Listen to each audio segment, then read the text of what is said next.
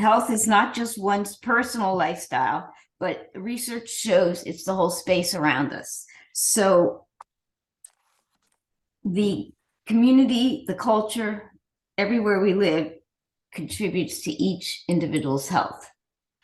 So Healthy Community Life Spaces is a network. We're networking with different organizations like Peak and schools and to bring practical ideas to put wellness, health into practice in the environment. So we hope to collaborate with you guys here today with some ideas in creating an inclusive, healthy environment. So you want to bring up we're going to start our PowerPoint first, and then we're going to go into our cooking demonstration.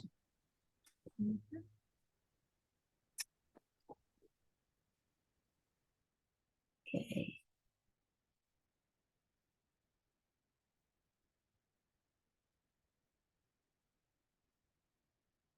Can you see my screen? Can you see the screen? Yes. Okay. Yes. Okay, so you want to start. Here we go. All right. Let us know if it goes away or if you have any difficulties. So today's topic, what we are going to talk about is promoting healthy nutrition for families, all kinds of families. So we will talk about different health states and different children and families. So this is our names. And then, so the goal of this presentation is to discuss the family-friendly activities that everybody can do at home to promote healthy eating and healthy nutrition for children. And then first we are going to talk about why this is important, why eating healthy for all children is important. So we will discuss briefly the nutrition status of children in the US. And then we will review quickly the nutrition recommendations by the USDA and other resources. And then Marianne will talk about the Pennsylvania State Health Improvement Plan. And then we will go into the actual activities that families can do. And at the end, we will have a cooking demo with rice and peas and beans. And then we will make fun Easter eggs with some veggies. I will show you how it looks like. It will look like this, like a little chick made out of eggs. So first, let's talk about the nutrition status of children in the US.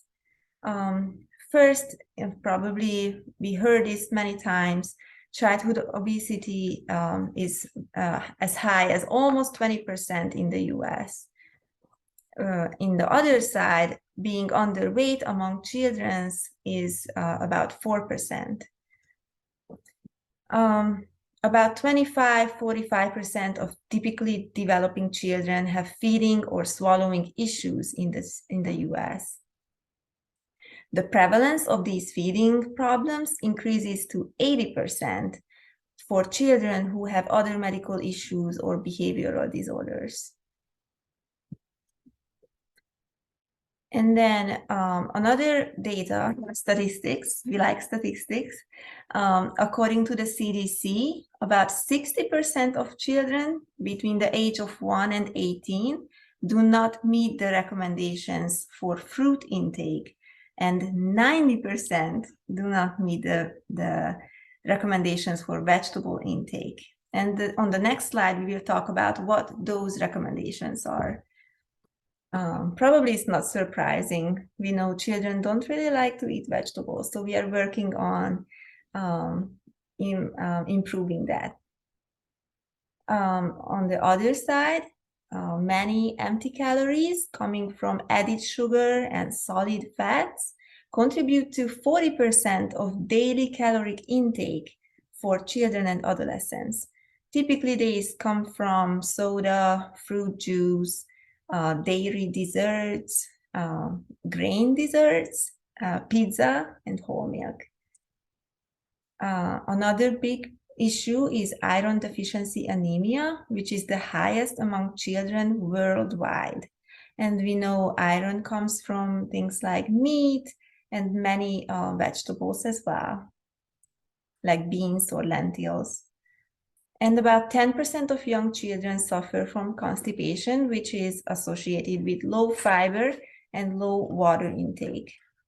So the nutrition status also contributes to the health disparity, which is in racial and minority groups and children and adults that have medical and behavioral challenges. So nutrition status and other factors have caused children to be at increased risk for diabetes. They have getting fatty liver disease. They have more severe reactions to COVID symptoms and other medical problems. So we hope to provide here some practical ideas to improving nutrition status as a part of a way to start changing this trend.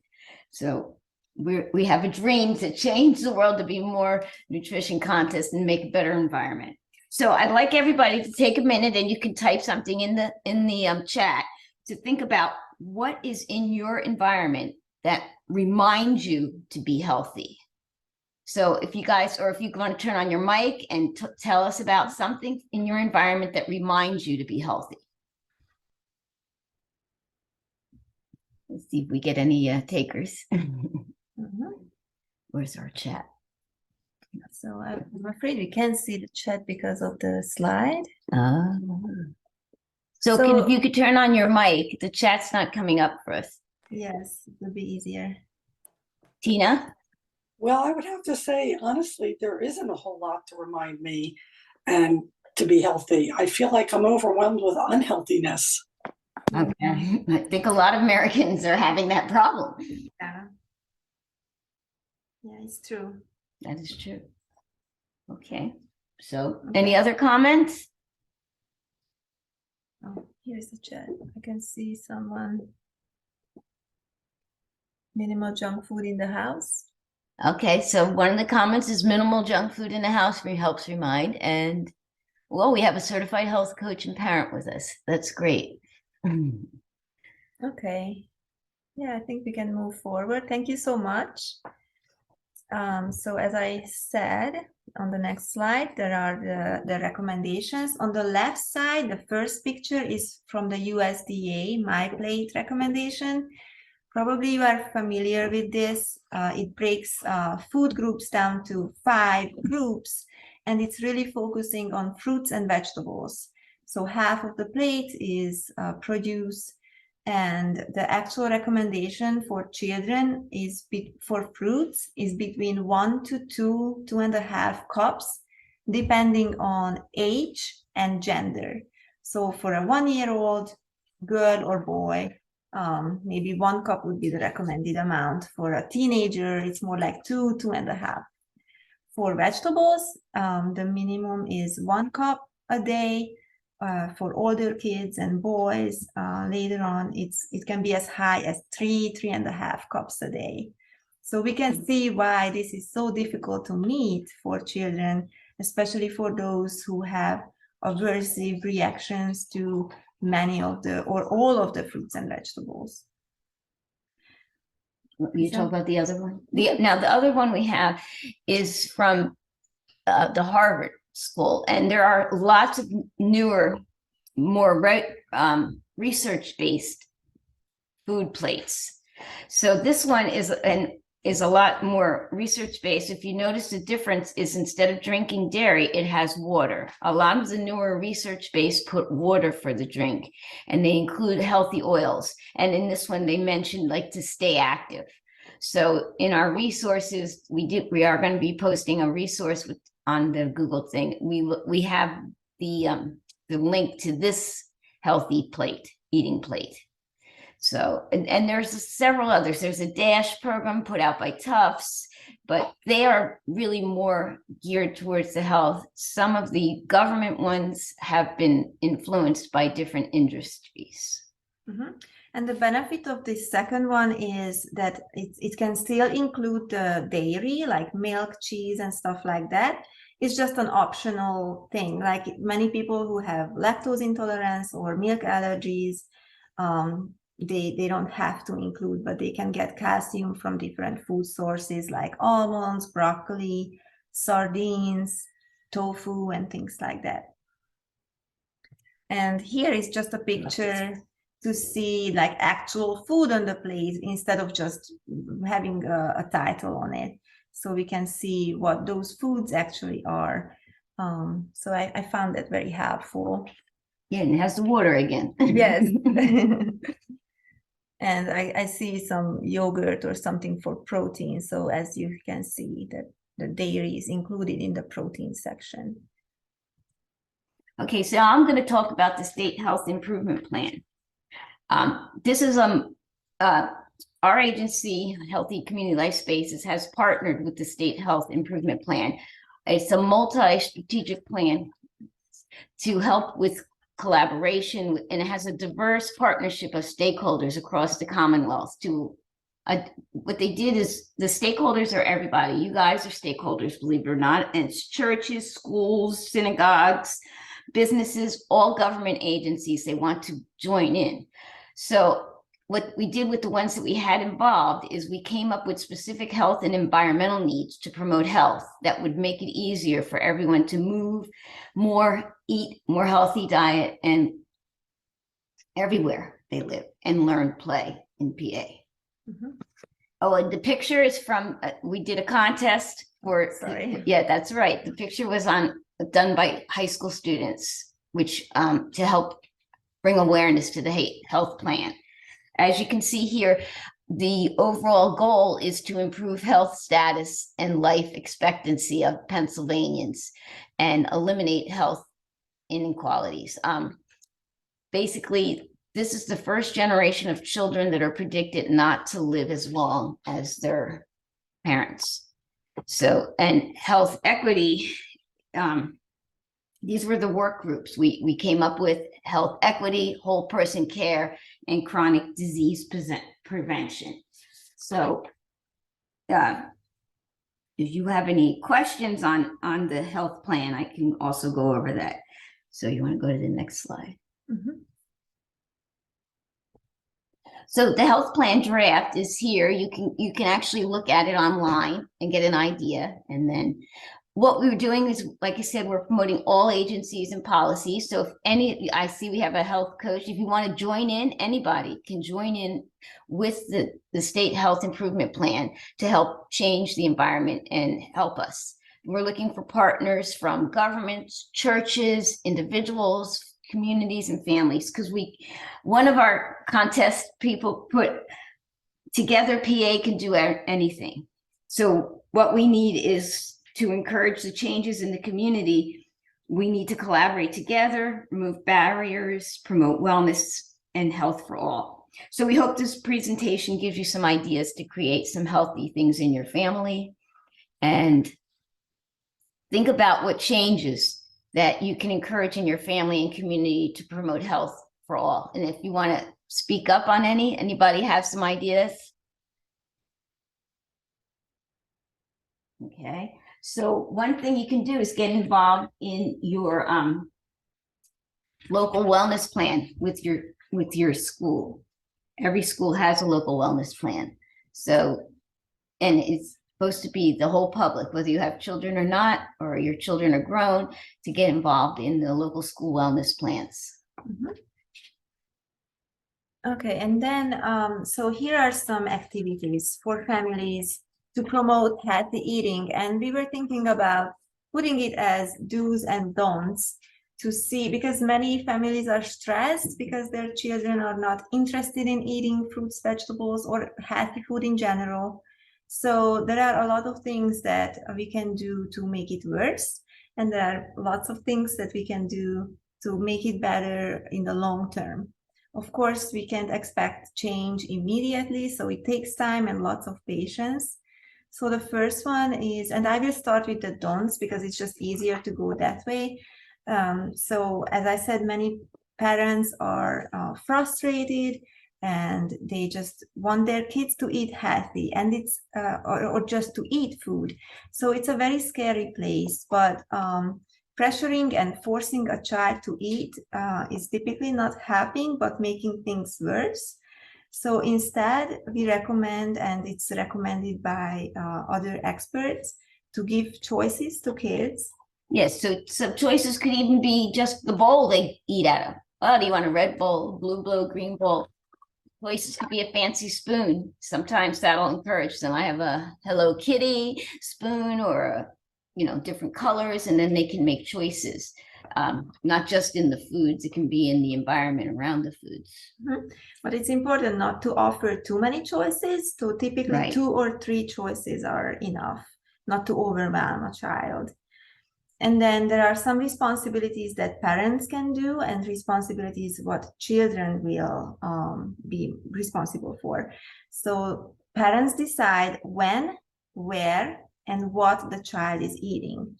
So it's not an option to eat candy for lunch if the parent is not okay with that. So with the choices, it has to be similar to nutritional value. 2 or 3 choices, like, do you want chicken nuggets or do you want ground beef? Something like that. And then the child decides whether to eat the food and how much they want to eat.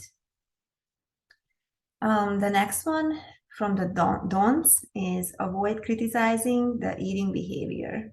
It just puts shame, guilty feelings for the child. So instead, you can be a healthy role model, eating fruits and vegetables in front of your kids, just saying, oh, I like this food, it's so good, tastes so good, things like that.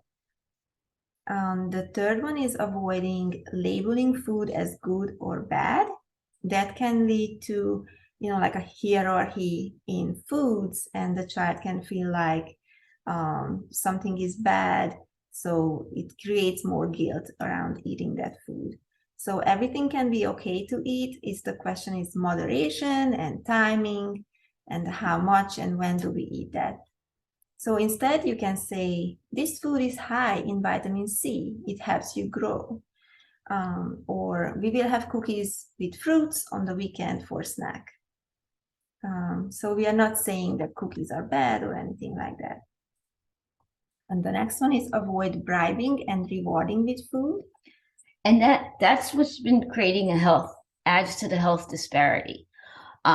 Since 2004, it's been recommended that food not be given as rewards. And most school wellness plans don't allow school foods to be given as rewards. Unfortunately, some school wellness plans actually state that children with IEPs could be given food as rewards. And you're going to have to, sometimes you might have to be aware of this and speak out against it, because just as the typical children aren't given foods as rewards, those with special needs should not be given foods as rewards, because you're teaching them poor health. And it hasn't changed yet, but we are working on changing that idea that children with special needs need food rewards. And it's often given as gummy bears, and junk food is usually what's still used today, unfortunately. I work in the school, and even though the IEPs policies aren't always followed. Mm-hmm.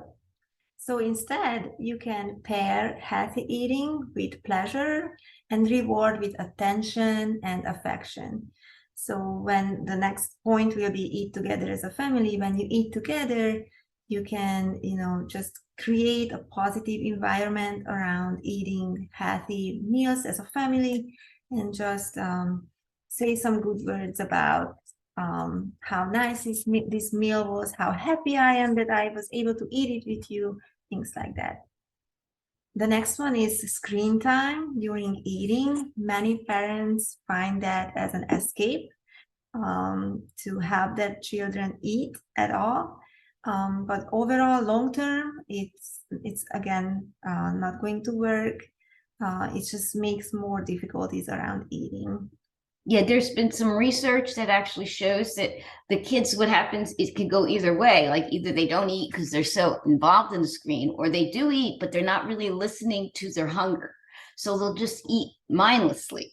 And we want the children to be aware of their hunger. But also don't confuse, screen time is different than FaceTime. Because if you say, because maybe dad works and he's on travel, he could actually FaceTime the children during dinner and hopefully eat a healthy meal with them, even though he's not right there. That's different because they're getting that interaction. They're seeing the positive stuff. It's not the same as just watching random videos. There's also some videos out there that copy kids and different videos that show children eating vegetables. Yeah, or even grandparents can join and grandma can eat Yeah. with the grandchildren. Yeah, that's a good idea. And the last one is, instead of expecting a child to like something for the first time, it takes multiple tries, multiple taste tests until they develop the familiarity to different foods. And also their taste buds are changing. So maybe at age 4, they don't like things like spinach because it has a bitter taste, but later on, as they are getting older, at 10, they start to like those tastes and appreciate that taste as well. So just don't give up. Always try to reintroduce the same foods over and over without any pressuring. That's the goal. You can hide foods like spinach in a lot of things. I make it in waffles. Yeah, and or spaghetti. You can like blend and mash things into sauces. Even muffins. I see muffin recipes with beans or zucchini. So it's another idea. And then finally, we go to the activities. So the first one is gardening and growing food together. On the pictures are my kids at my parents' house. They are picking tomatoes and raspberries. It just creates that feeling of knowing where the food comes from. And that can be also an impact on their likes and dislikes, just to have more contact with the food. They see how they grow. It's a fun activity. But don't worry if you don't have a backyard or a vegetable garden, or you have deers in your backyard and you can't grow anything. It's possible to grow tomatoes in pots, or even just herbs, like on the middle picture. There are, parsley, basil, rosemary, so many things that you can grow in a pot. So that can work. Your children can help with tearing the leaves apart, like away from the plant, help you with washing it, and just putting it on top of foods. And you can talk about the smell, like so many sensory things that you can do with. You can use a water bottle to spray to get some fine motor in there. Yeah. Get the OT in there. Yes, yeah, so many things. Also with planting, they can, play with the ground, the soil. Yes. For their hands, it's another motor activity. So it's very, very beneficial. The next one is cooking together. And at this point, I think I will introduce my daughter, who is going to be our help today with the cooking demo. She likes to be in the kitchen. You can bring the stairs. Step up and say hi. Hi. Now you can say your sentence if you have it. I really like to cook, and now I could show you. And I saw that, and it actually looks very good to me. So I think I want to try it sometime too. Yeah, All right, great. All right, now we're gonna. And the next one is playing with happy food together, like being just silly, playing with different things. Do you have anything to say about that?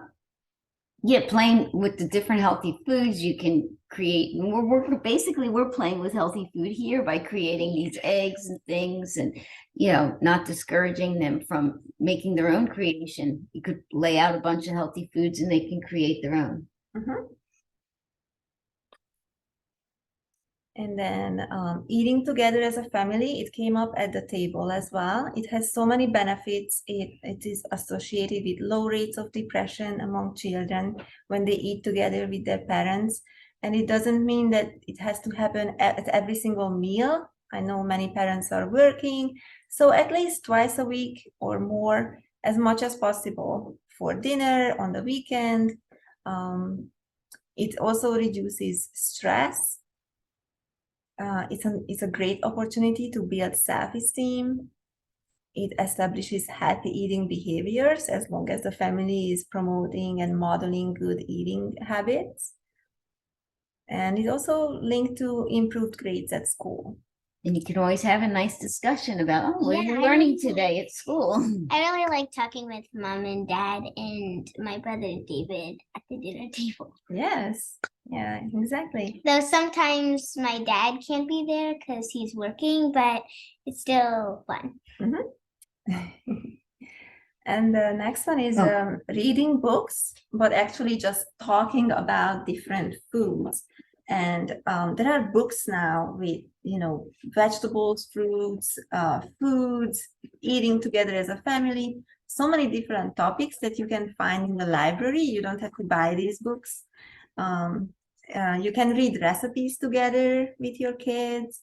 And just look at according to age. You can look at pictures. Like it can be something simple, like what Marianne is going to show you. So I've made some of my own little books. This one's called What Do Bunnies Eat? Because when you talk about what the bunnies eat, the kids go home and want to eat them. Like I put some simple teaching how to draw, like with carrots. Berries are easy to draw for young children. They can draw circles, and bunnies eat grass or straight lines. And then I have What Will Bears Eat? And my grandson, he went home, and after reading this book with him, he decided that he was going to have carrots for dinner, and because bears dig up roots for carrots, and he wanted berries. We have blueberries, and then he wanted some fish, so he had salmon that night. But so hearing that what the other things eat, the other thing is that besides reading, toys, or if you're doing counters, these are vegetable counters. You don't want to be counting cookies, you want to be counting vegetables. We have vegetable bingo.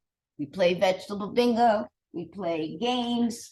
You can get some games out there. This is a bunny hop game, but it's about bunnies eating carrots.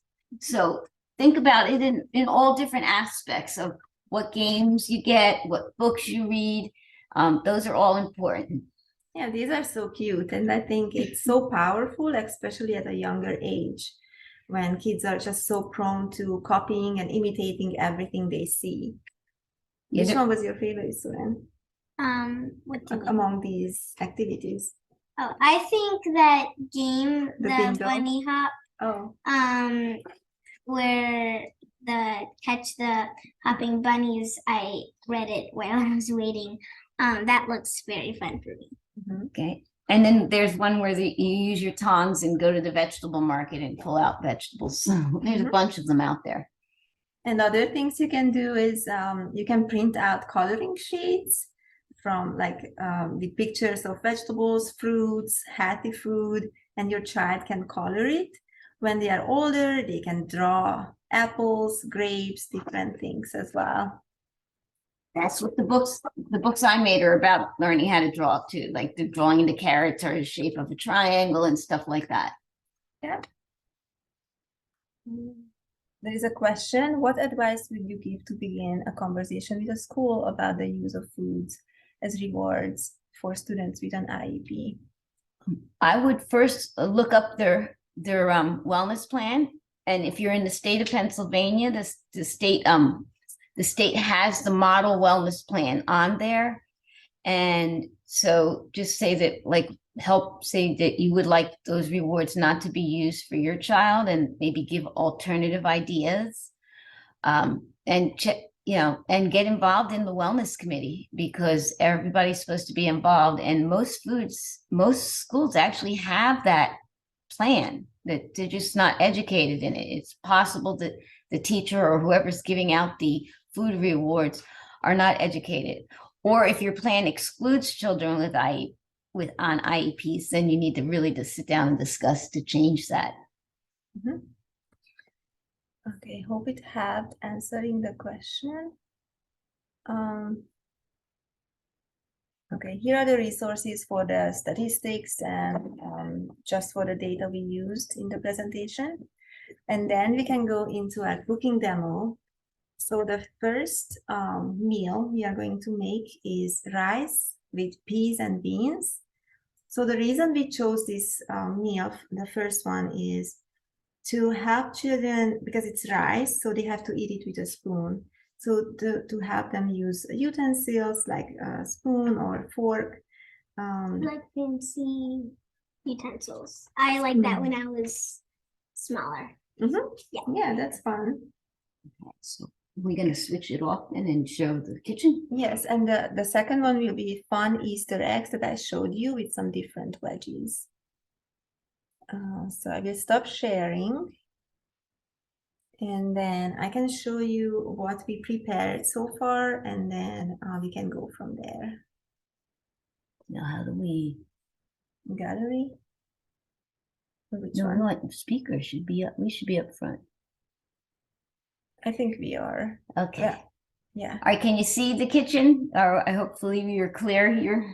So we had the cooking the rice on the, you might want to start out doing your rice ahead of time. We kind of started our rice already. Yes, and we have eggs. So I have this one egg for you, Suren, to, I just want to show that kids can help with peeling an egg. I peel the rest of it, but she can start doing it with this one. Do you know how to do that? Yes, so we usually have a bowl to put the eggs in. So we like to kind of like make a little hole, and we use our thumbs to like break it. And actually, put it older in. eggs usually peel easier if they're not as fresh. Fresh eggs actually sometimes are harder. And I found the key is to boil the water first, then add the eggs and turn it down to the lowest heat and just cook it slowly. And then when it's done, after like 5-10 minutes, depending on how hard you want to make your eggs, you just change the water to cold water, and then it's very easy to peel. Yeah, So I'm not the pizza- best at this. Like, But you're doing Okay. great. it could, yeah. And It's then Good fine motor skills. Yeah. And we like to wash it after for small shell pieces. Mhm. So yeah, so do you want to do that? sink is right here. And then in the meantime, so I already cooked the rice. I used 1 cup of rice with 2 cups of water. So first we can make the rice. I'm going to just use canned beans because it's just so much easier and faster for busy families, but you can use raw, dry beans as well. So typically I open the cans because it can cut children's finger. Yeah. Okay. When my mom put it, I noticed how sharp it looks. So I was like, I don't want to touch it. Yes. Can I have a spoon, Suren? Yeah. No, or Big like, one, good. Yeah. And then I just rinse it off from the can. You can't always see because it's we don't have a cameraman. Let's see, All if we right, put so I another open it. book underneath. If you are able to take the top part, Can you see? Let's see, there you go. Okay, that might help. if you can take the top part off completely, then it's safe for your kids. It's not going to cut anymore. So you can use the spoon and just spoon the beans into the rice. wait, all of it? Yeah, you can use all of it, or we will see how you would like to eat it. Yeah. Like, do you See, want they can lots give of choices. You have the I- choice. I don't put half the can. Mhm, I that's a mean, good idea, beans is because we my know- favorite because I just like them. Like I don't not like them and I don't like them. So I think half is a good amount. Okay. And so rice, if you use brown rice, it has lots of fiber and vitamin B's. If you use white rice, it has less vitamins, but it's a good source of carbohydrate for the kids to give them energy. And then the beans are high in protein and many other vitamins and minerals, including like potassium and things like that. So for the peas, I bought frozen peas because the nutrition value from fresh and frozen fruits and vegetables is very, very similar, almost the same. So I like to use frozen produce because the shelf life is much longer. So I will just put it to a pan. I will use just a little bit. And then you can decide if you want to add a little bit of olive oil, so that can, add some extra calories for kids who are low in weight. And, it's just extra nutrition as well, because there are some vitamins that are fat soluble vitamins. So I will do a little bit of olive oil and then just cook it in that. So it'll take a few minutes and then we can mix it to the rice. And then meanwhile, we can cut the eggs. Yeah, exactly. The first time, like, sometimes we make this soup, and I didn't like the Brussels sprouts in it. And once I tried frozen Brussels sprouts, and I really liked that. And so I started liking Brussels sprouts. So that's a good not point. frozen. That's a good point. So sometimes cooking it a different way or getting it in a different form. Mhm. Yeah. We learn so much from our kids. And so now I like Brussels sprouts. Mhm. Yeah, and I heard sometimes kids like something roasted versus steamed. So, like some kids like broccoli roasted better than the steamed broccoli. So there are different ways you can prepare foods, or different ways you can season them. So now I'm going to turn this even lower. Yeah. Like So you not can all kids see know our how to eggs. cut, but I learned it. So should I cut the egg in You half? can. I just have to show you how, because you don't cut it in the half. Like I was So- looking at that and it's kind of like half. Yes, so the first thing we will do with the hard-boiled egg is we cut down the very bottom of it. The reason for this, you can do that. The reason for that is So should I cut the other end? so it can stand on its feet. Oh, It won't roll.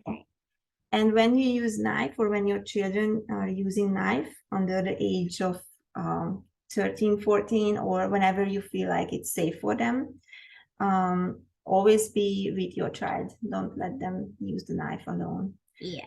And then we will cut the top off about 1/3 of the egg, like here. Mhm.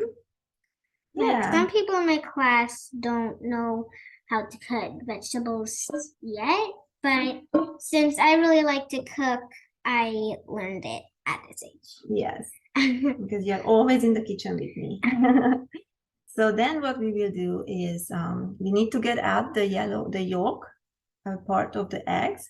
So with a gentle squeeze, I could get you can the pop other- the yolk out. Sometimes it needs a little help.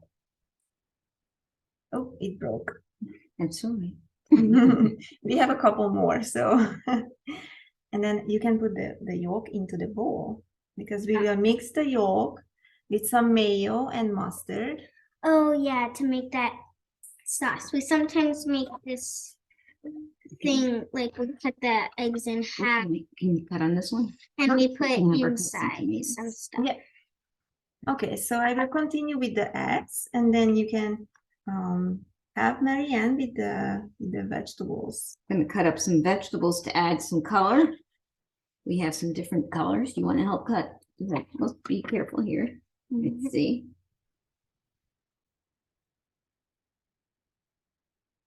Press it. Gosh, Oh, there we we go. got it. Okay. Good job. Okay, And and you can then just watch the veggies. Yeah, tomatoes are like my favorite. So okay.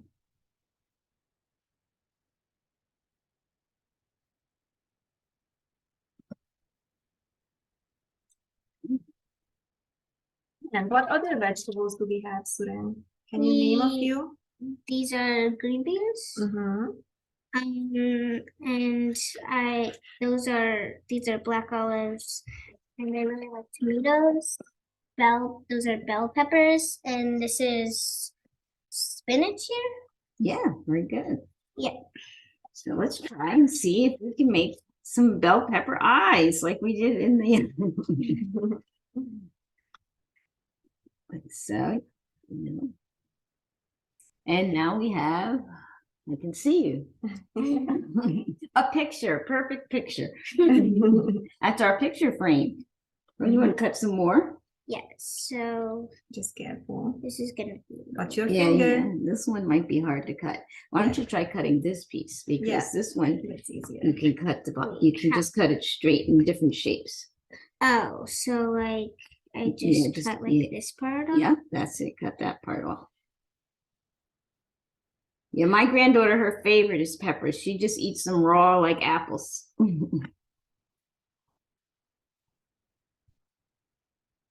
And if you ever see copy kids, that they have some kids there eating peppers raw like an apple. Good job. Okay, so then I'll cut this way because this way's a little harder to cut.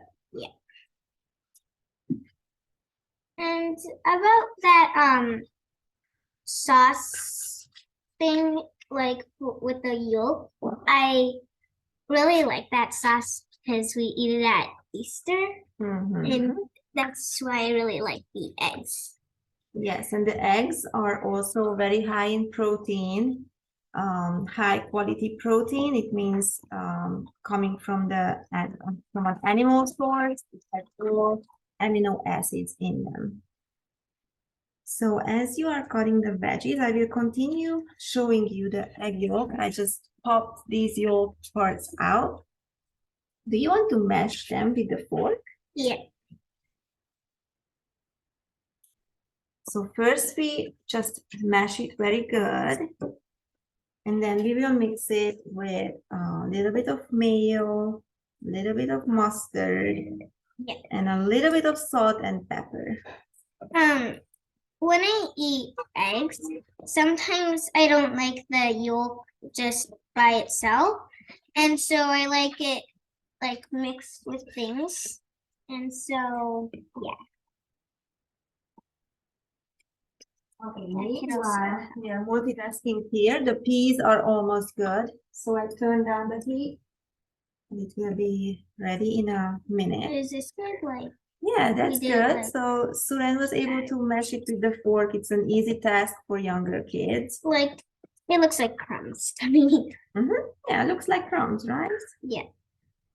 All right. So then we can get the mayo. So for 6 eggs, I only used a couple now.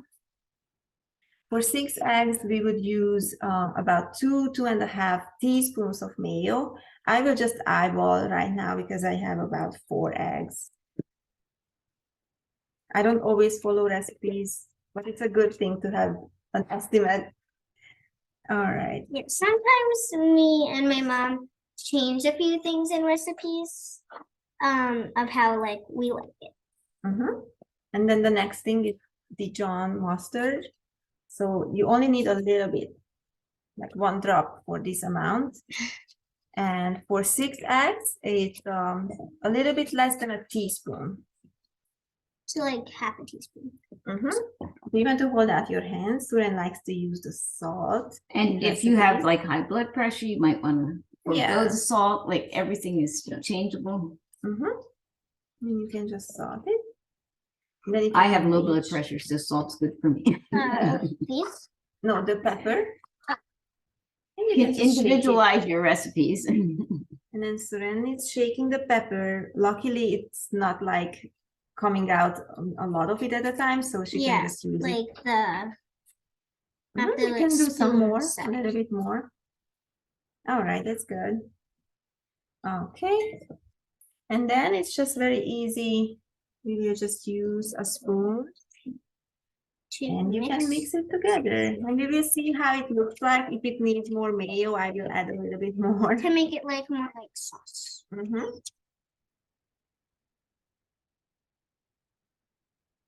Why So is like the you can yolk see that kind of we have like lots of veggies here. What's that, Suren? why is the yolk kind of gray? So if you overcook the eggs, there is a reaction that's happening, so it makes the ring outer layer of the yolk a little bit green, but it's completely normal. It's Mhm. just some minerals are acting together to make that color. Yeah. I wanted to make sure that the eggs are very firm and hard boiled, so I probably cooked a little bit longer than I wanted That's to. That's very good. Yeah. So it has to be not too thin. It has to be very thick so it stays in the eggs. Yeah, so it could look Mhm. All right, so let's put the base. We have some plates. We use spinach for the base. And you can get creative. Like I said, I'm gonna put a ring of Pepper. pepper on mine. Okay. It's gonna be like a nest. I think. Yeah, that's a very good Can idea. you give me some spinach? Thank you. Thank you. I'm gonna make like a nest. Mhm. Yeah. And There then we we can go. I put got a little nest in mine. the bottom of the plate. We can put it to the In the nest, Middle. thank Can you. I put one in my like right You got your there? green nest. Mhm. I think it looks like tree leaves. Like Oh, most nests are in trees. yeah, that's true. So So- that's good. But chickens don't live on trees. No, but yeah, I forgot that. So that can be like a grass. And then I will need a small spoon from that drawer. Like some birds like hatch in nests, and it could be like any bird. Like you could use your imagination with it, I guess. And then we will just fill that creamy yolk mixture to the middle of the egg base. And So make sure that you are doing it like there is some on the top. So that will be your little chick. Okay. Okay, and I get a hat. Yes, and then the top goes back for the hat. Hat. can I put? You can try. Oh, and I'm gonna put, you can use the other vegetables. And then I cut some little pieces for the, I'm just gonna carrot. put this to the. yeah, if you cut like triangles, that's what I. even fourth, or you can cut it into 6 pieces, a slice of carrot. That can be the beak. How are you doing, Suren? Is it Good. working? Yeah. And it's okay to be messy in the kitchen. Like if you are Yes. working with kids, your kitchen will be more messy. It will be slower, but it's so much fun and it helps them have that connection with the food.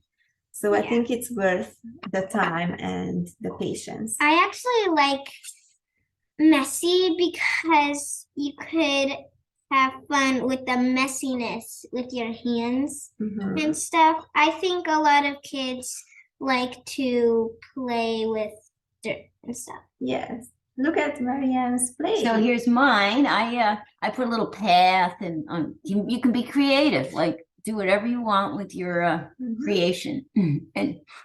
And sometimes you can just make a salad without the eggs and make it with creative vegetables. You can put the carrots can be the eyes, Mhm. that could be your mouth and a nose. So you can do all kinds of things just to create. Yeah, Suren, you did a good job. You just put the hat on. And then, do you know what will be the eyes? These things? Yeah, The so olive- you know what we will use? We will use the straws. I cut a piece of straw, and if you press it into the black olives, Oh, and so you put the straw just press in. it through, That it makes will have sense. the, A little eye. Oh. and you can, if you push it, it comes out. So you have a little eye. I'm gonna make another one for you, okay? And then you can play with it once we are done. He- Here is another one. And then you can find little pieces of Carrot. carrot triangles for Here's the a little beak. triangle. You want?